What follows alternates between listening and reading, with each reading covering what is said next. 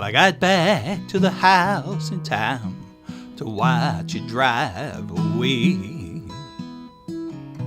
Your promise to stick around, well, it ain't sticking today. And you ain't looking back for the man you're doing wrong. I sure can feel it when you're gone. Well, hello everybody, and welcome to session 3 of Songwriter Sessions. And we're here today to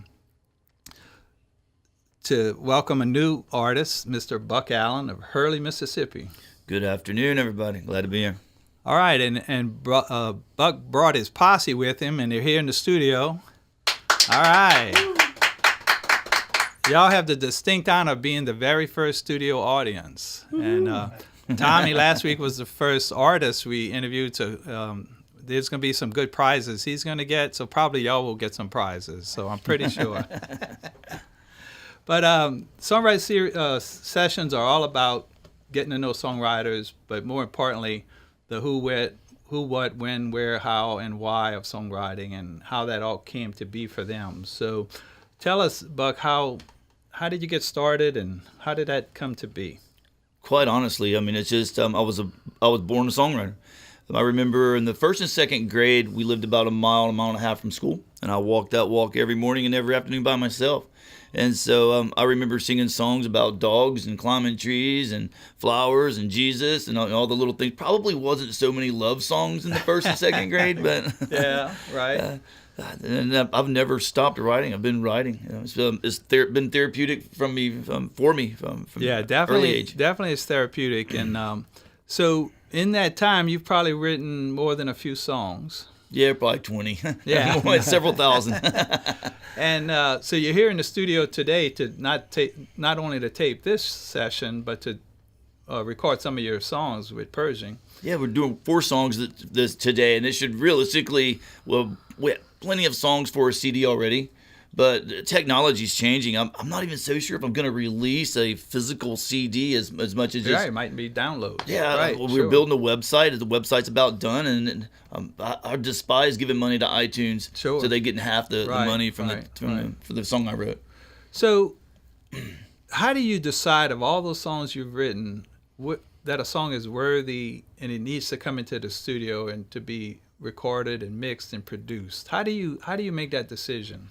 Out of all the dozens of songs I'll write a year, or if you've got a song that you've been playing that same song for 15 years, it's probably a pretty good song. Right. Because the ones that aren't so good, they just kind of get naturally shuffled out of the bit. Right. So if you're still playing that song 10 years later, it's probably a good song. Now, there's been songs that I've chosen to come in here and do that, on the backside of that, probably wasn't a really good idea, but it would have been a newer song, something that was fresh in my mind and I was excited about at the time. Right. And then it just, it doesn't really. And do you ever try your songs out in front of audiences and get that feedback, and that helps you decide if is it a song that a lot of folks will come up to you and mention it?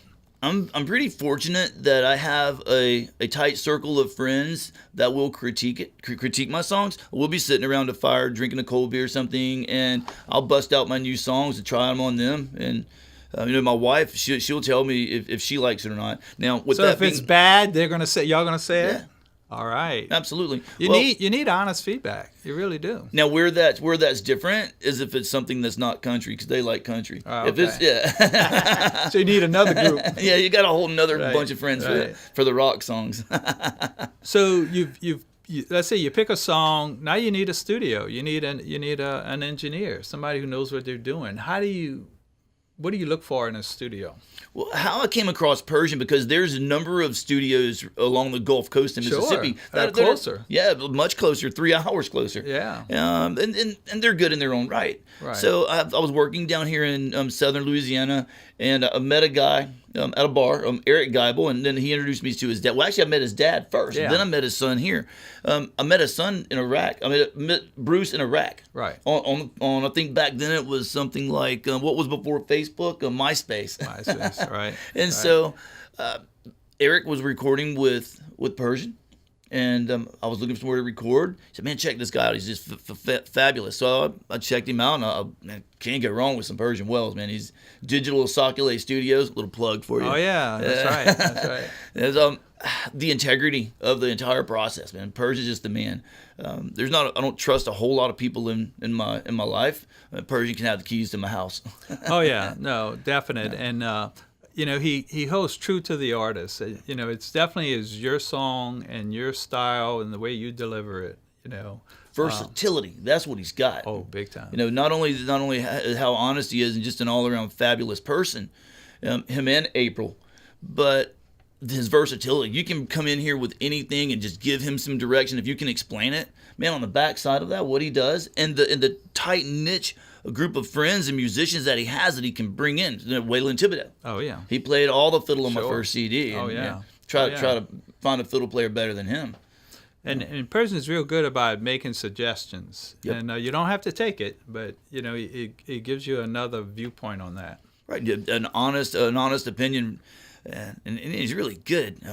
I've never had something like we've recorded something and pretty much was done with it, and then I wanted to change something up. It's a matter of a phone call or a text. Persian, man, let's try this out. And you know what? He's never complained. Oh, and he's right. always changed it up and tried to ensure that I was satisfied with the product at the end of the bit. Oh yeah, definite, most definite. So, Buck, in this show, you get to perform one of your songs, and we always want to know the story behind that song, how that song came to be. So tell us about the song you're going to perform and the story behind it. The song is entitled Other Side of Darkness. And it came about, I was in a place, I was in Iraq, and I would wake up extra early in the morning so I could call my daughters before they went to bed. And that was the other side of darkness. The sun was coming up in Iraq, and it was Right. down at the house, other side of darkness. And the song is about me missing home, my kids, and the property that I actually grew up on, that I'm actually living on now. We had lost some of it. I had repurchased it, and that land has been in our family since the 1800s. Wow. So it's all those are the ponds I fished as a kid, the trees I climbed. So there was a connection there. Sure. And so you'll hear a lot of reference in the song about the land and the property and the ponds and stuff. Great. Can't wait to hear it. So let's get at it. All right.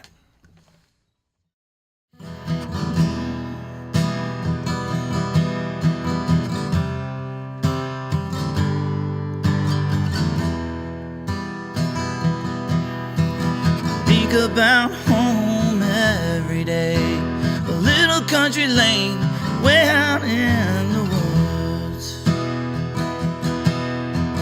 Big oak trees and cornfields line the way through my dreams at night. The smell of morning coffee and the crackle of a fire in the cool fall air. Somewhere on the other side of darkness is everything I love in this world. The sun's going down on this dusty desert, and it's coming up and home so far away.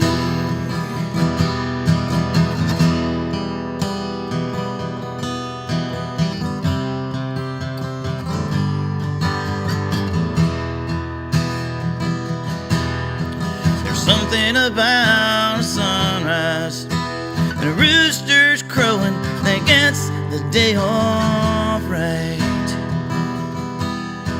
Sitting on the bank near a cypress stump, fishing and thinking, just letting the day go by. Watching the squirrels in the trees, and an old blue heron who's catching bite as much as me. Somewhere on the other side of darkness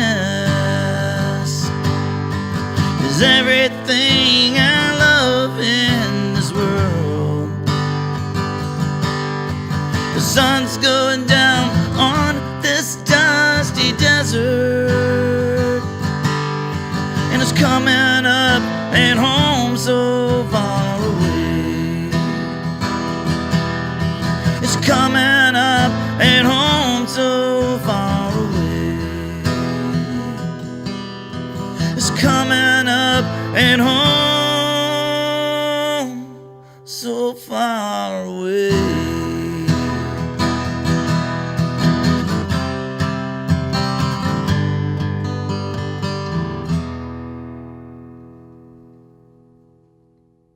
Thank you, Buck. I really enjoyed that song. It brought me back. I grew up a country boy on land that's been in my family a long time, and I definitely can relate to that song. Chances are, if you're, as a writer, if you can write something that you've experienced or something that you can feel, that other people are going to feel that same bit. Like I told you earlier, was probably not the only one that's ever had a broken heart, Right, or right. that's fallen in love. Exactly. So if you can extract feelings and emotion from folks, you've done something. Yeah, and as a writer, you put a lot of emotion into your song, and it's really cool when the audience can feel that. You would be so surprised at the first CD. I was going through a divorce in there when I was writing that song, that CD, and there were too many slow songs. Sure. You're pouring your soul out. Exactly. I mean, you really Oh, are. yeah.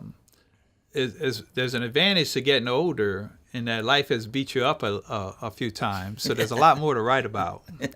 And it's harder as a young writer to have enough material there to work with. But I think as a younger writer, when you don't have so much responsibility in your life, you have much more opportunity That's true. to. So there's an advantage. Yeah, Right, you don't have a definitely. wife saying, "Hey man, you need to go mow the yard." Well, thanks, Bug. I really enjoyed the conversation, man, and thanks for bringing your posse with you. Yeah, appreciate you. Thank y'all. All right, y'all. This wraps up session 3, and we'll be looking for session 4. Let me know who you would like to see come into the studio, and I'll reach out to them and try to have a conversation with them. See y'all next time. Thank you very much. Appreciate it. In the crackle of a fire in the cool fall air, somewhere on the other side of darkness is everything I love in this world. The sun's going down on this dusty desert, and it's coming up and home so far away.